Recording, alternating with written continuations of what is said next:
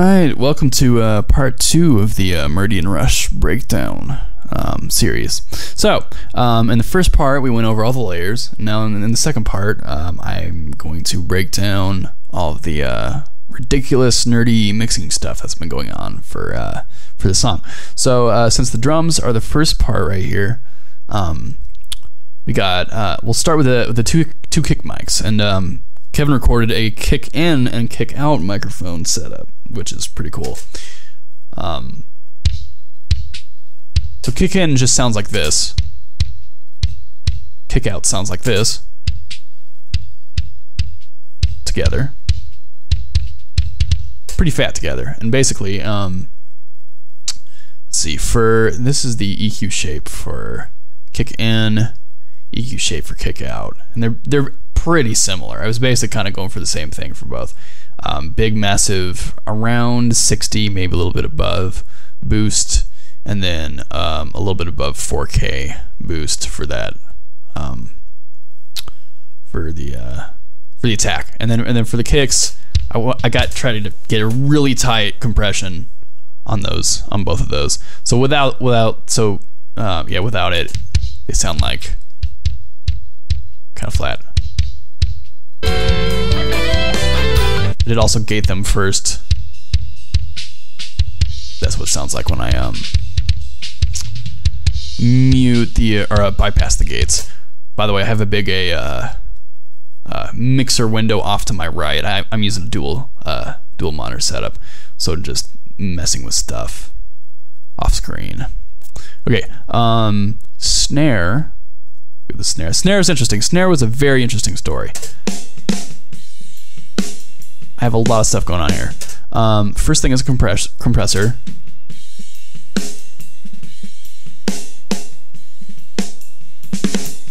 Then, oh yes, these are to notch out some rings in this, or some, ringing tones in the snare. Like that. Yeah, alright.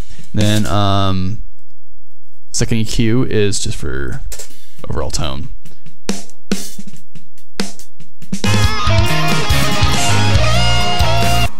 And this PSP micro warmer, I think for added like drive in both the low and high end. Sounds like this. I can't really describe it. You just have to hear it.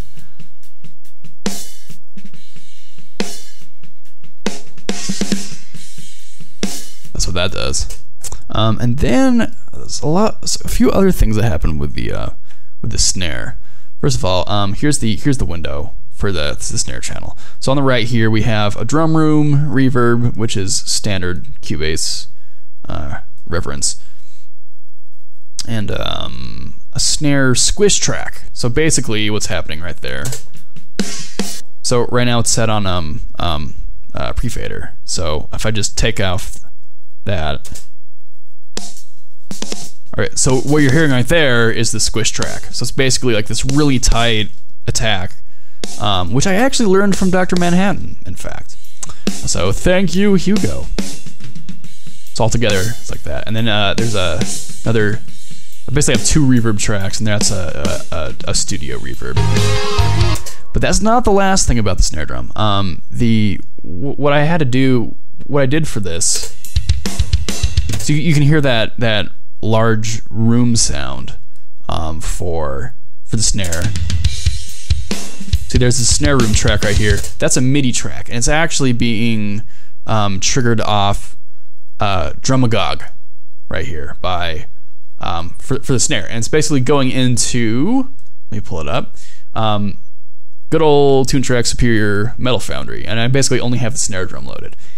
And what I did was I found a snare drum that was basically the same tuning as Kevin's snare drum, and just used the overhead and the ambient mics for to kind of add that room. So all together,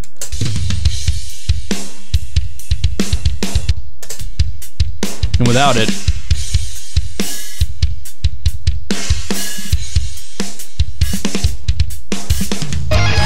cool. Yeah, and hi-hat. Compress a little bit. and really just took out pretty much everything except like the super high end for the hi-hat. Toms are cool. They sound great themselves. Did end up getting gated and pretty heavily compressed right there. So that's Tom 1's compressor, Tom 2's compressor, Tom 3's compressor. Tom 3 and Tom 1 are very similar settings. Then that's the EQ I have for the toms. Tom 2, Tom 1's in the back, and then Tom 3. As well as going out to drum room reverb right there. Overheads, press like this, and then just like drop out most of the low end from there. I just wanted the cymbals for the overhead sounds. Okay, cool. I'm gonna try to rush through this as much as I can without losing information, because this video will get really long really quick. So then we get to the solo trade-off again. Here's Adam Henry's drum set. Let me just solo this part. So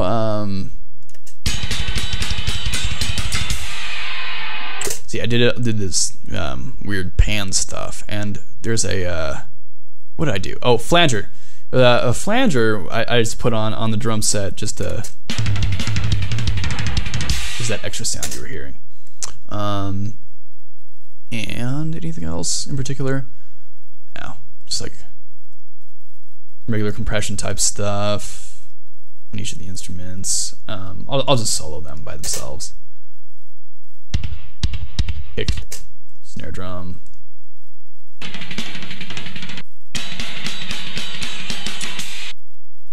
On one.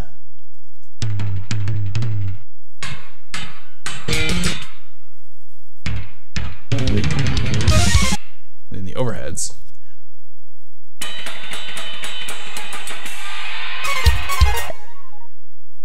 Yeah. Cool. Yeah, and then like just right at the end here.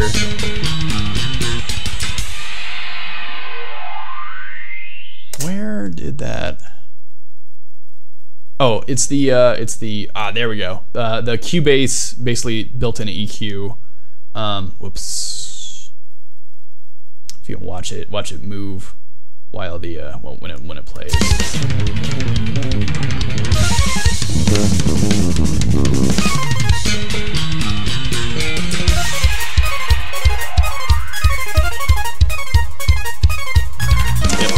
So just tweaking around with stuff to make things sound a little bit more interesting. My mic keeps falling down. It's a really cheap, shitty mic stand. Sorry, I have to adjust it. Okay, and then Travis Morgan's bass. Let's see.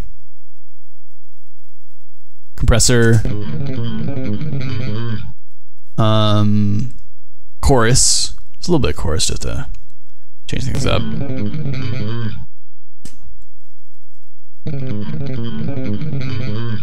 Really subtle, but that's a bit, and just boosted a bit of his high mids too for more definition. Then we got Chunk's bass, which basically was just compressor right here, basic compression on everything. If you see a pattern emerging, and then I did this mono to stereo thing with Cubase. So without it sounds like this. Yeah. Cool, and that covers that. So I'm just gonna keep moving down. The lead guitars were actually recorded dry. So I just took Rize, or Omigadrive and Rize, I believe, both did lead guitar parts. And they were all kind of mixed in it with one another. And I reamped them using my Axe FX 2 and using like a rectifier sort of patch. Yeah.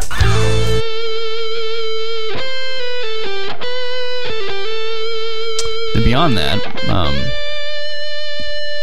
this is kind of how I EQ the lead guitars.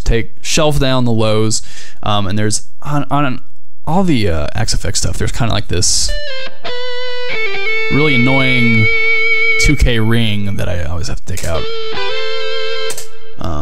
Yeah. Then rhythm guitars are also mic'd, or I mean reamped. Goddamn microphone stand. Sorry. Then the rhythm guitars are also reamped through XFX2. It's basically an Ingle Powerball or Fireball. Yeah, Ingle Fireball patch I kind of set up. Basically, it could kind of sound like Symphony X, because that was kind of the. I remember when I first when they first told me about this idea, basically trying to get kind of a Symphony X thing going on with that. So it's I basically programmed in a patch to sound a bit like the Symphony X's guitar tone on Iconoclast. So that's what this is all sound like. Again, these two tracks right here are my tracks that I did, and then this top one right here is Glenn's tracks. He gave me the raw tracks so I could reamp them with my XFX2. And of course, and the 7 strings going through the same sound, same patch.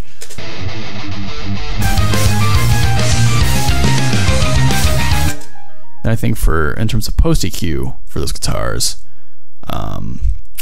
yeah, there's that 2K thing ring again. Added a little body, and just a tiny like 1 to like 2 or 3 decibels around that ring, just to kind of add a little bit more definition. See anything for the 7 string?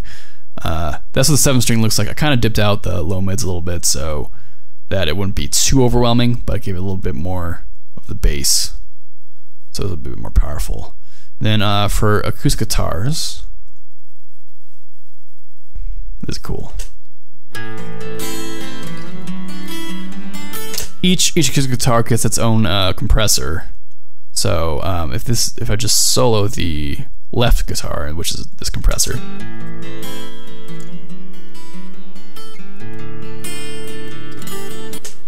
and then that reverb is Waves. It's a plate verb from Waves True Verb. And then also for the acoustic guitars, I have a parallel compressor, which if we go pre-fader, it just sounds like this. Oh, sorry. So that's the parallel compression. That's all that you're hearing is this compressor right here. So but you put it together, I mean, it sounds shitty kind of on its own, but if you put it together,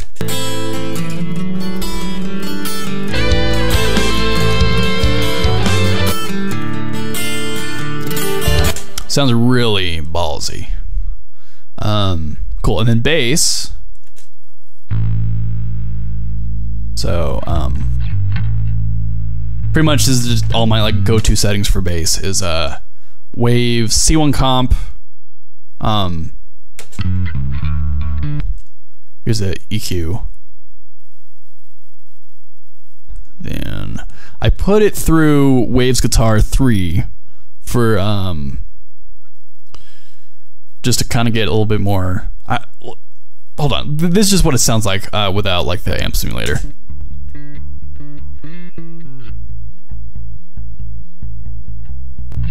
So I put that in, get some distortion in it, and then which is cool, and I think it helps with the mix as well. And then that's even more EQ that I do after the amp simulation. Then in addition to that, I also do my go-to bass distortion, which is Pod Farm. And I know Line 6 stuff is very polarizing, but I do really like their this bass overdrive model they have. I put it on everything pretty much.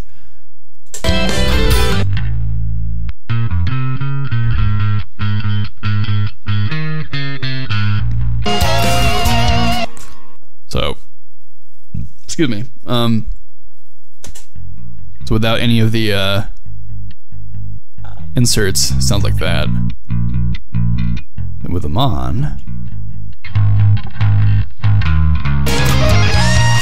All right, now we're gonna get into the all the guest solos, which is interesting because of how many like different guitar tones there are, and and just like trying to try to tame them all and make them sound somewhat consistent.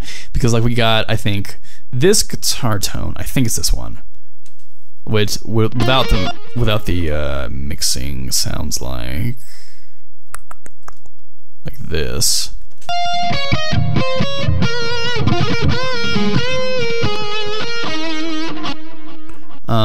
Or was it? Hold on, I gotta find out. There's one guitar tone in here that's actually really dark without my mixing. Not that one, but that has a hiss, so I had to take that out. Okay, but basically, like we got this one,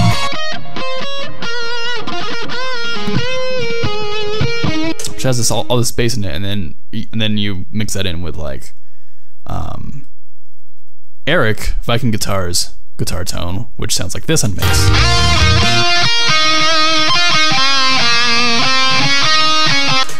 So very different. So having to do all sorts of things to make everything kind of fit together. So with Hugo, let's see. Hugo, this is the EQ on his. Not really much. His sounded great. And pretty much all these guitars have just like, I just put them through like a little bit of ping pong delay, basically. Not really anything remarkable there. This is the Lobos guitar. I used a 4-band compressor for this.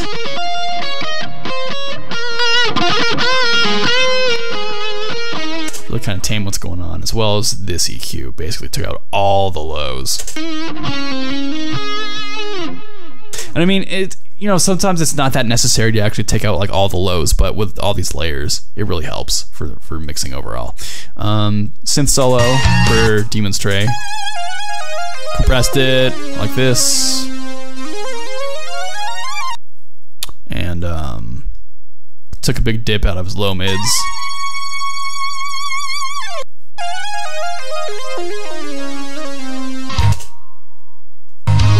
We got my guitar solo.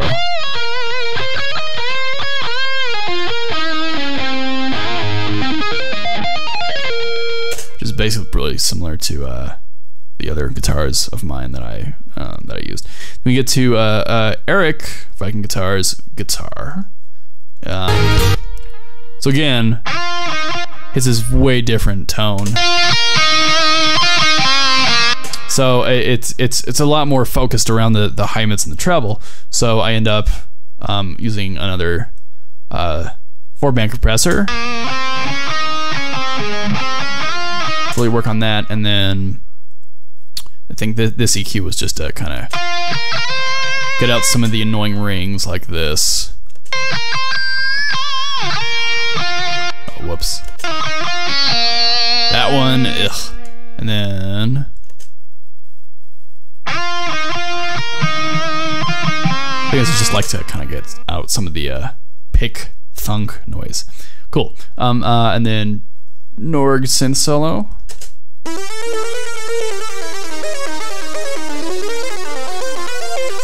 Because this is what I did for his EQ. Just take out all the low end. So it just proves like really difficult to mix with everything else. Tim Lydon's guitar. Basically just band passing, because it has kind of a hiss right there. So just take that out. Oh yeah. Yeah. Alright, and then Stemage guitar. Compress it a bit. Nah, that's the EQ. So you can probably see a pattern emerging where I'm basically taking out a lot of the low end of everything to leave plenty of room for the low end of the other stuff. Right. Ailsean and his guitar solo. It's his EQ. Looks like he had a couple of rings in there. Like that one. Ugh. Yep. We got SnappleMan's guitar solo.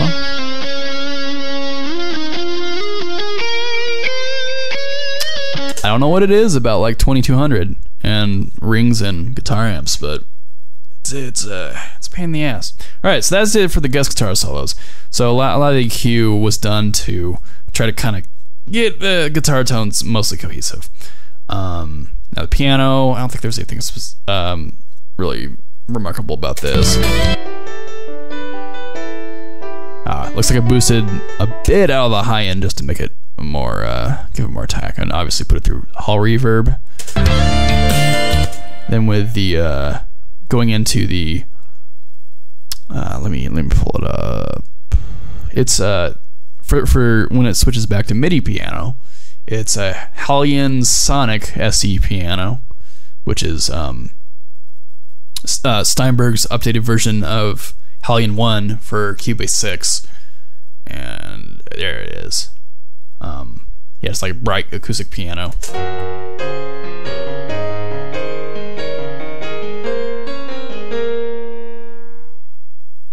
Oop. So they sounded really similar, so that was good. Anything else?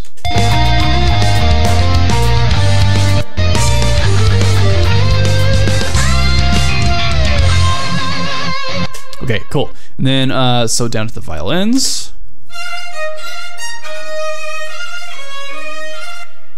Got a little compression.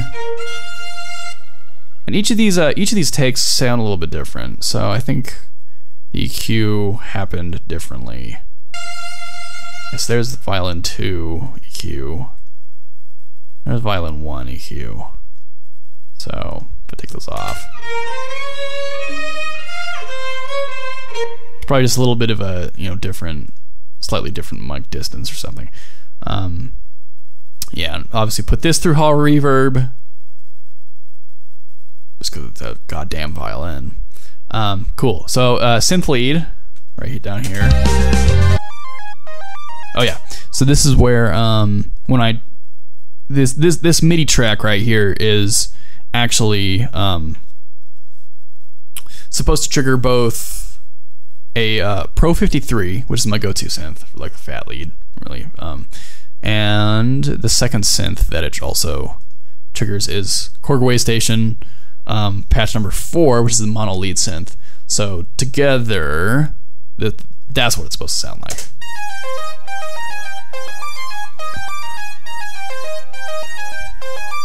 For whatever reason, and basically I have the second synth set up as a MIDI synth, and for whatever reason when you solo it, it doesn't trigger the soloing of the wave station. So I just have to keep like soloing the wave station manually. And then, oh, actually, hold on. There's some really cool stuff with this synth.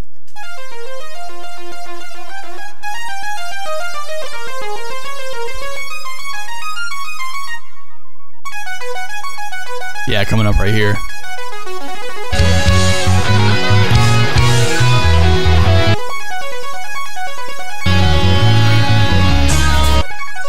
It's right here.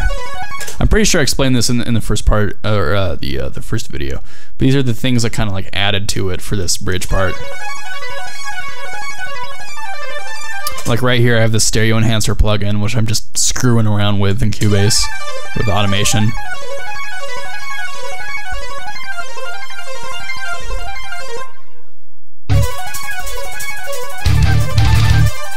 And once again, the hi-hat up here has a phaser on it.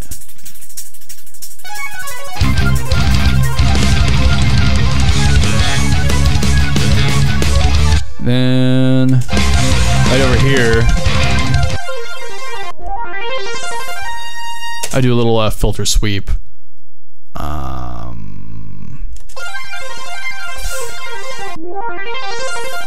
Yeah, just Cubase EQ. One last time.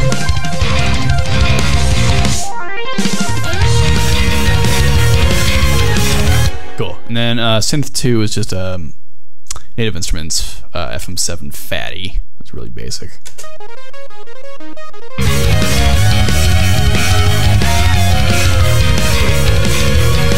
And for the strings, we got Symphonia. I'm pretty much repeating myself for a lot of stuff, but let's see.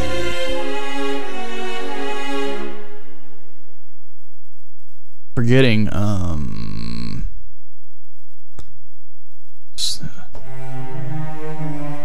So that's a sustained sound. I'm playing with a keyboard.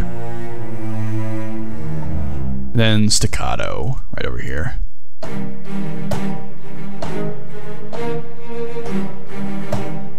Cool. Then for brass, we got let's see, where is it? All right, so I basically have 3 instances of symphonic orchestra or Pro Brass XP Platinum for French horn, trombone, and trumpet.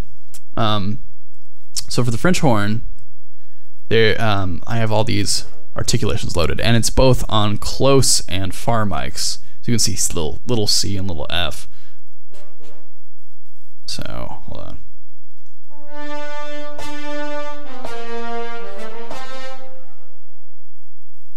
Just for the French horn, staccato.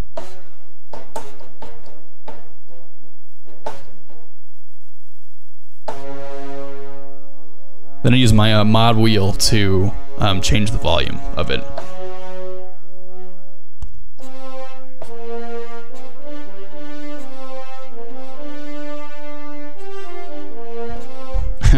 Yeah. All right. Trombone.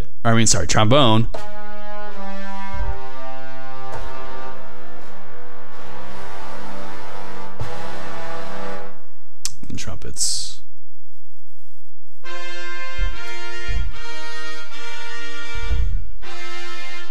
Yeah. All right. The accordion.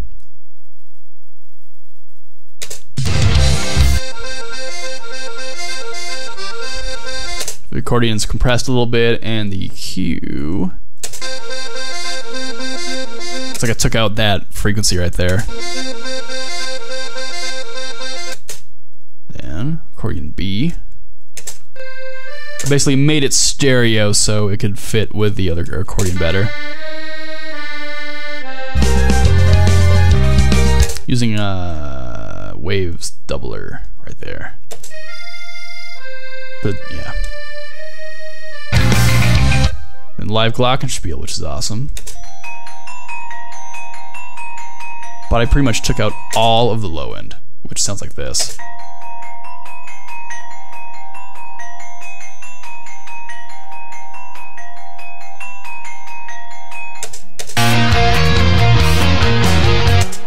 Alright. I think, yeah, I'm pretty sure that just about covers it for most of the nerdy mixing sort of things. But yeah, if you haven't checked out the album, definitely go and download it. This was a massive undertaking getting all of this, putting all this stuff together. I mean, it's just like 24 players, so many layers, and yeah, just hope you enjoyed this. This is a pretty long video, but I hope you got something out of it. And my name is Tony Dickinson, and I'll see you guys in the future. Bye.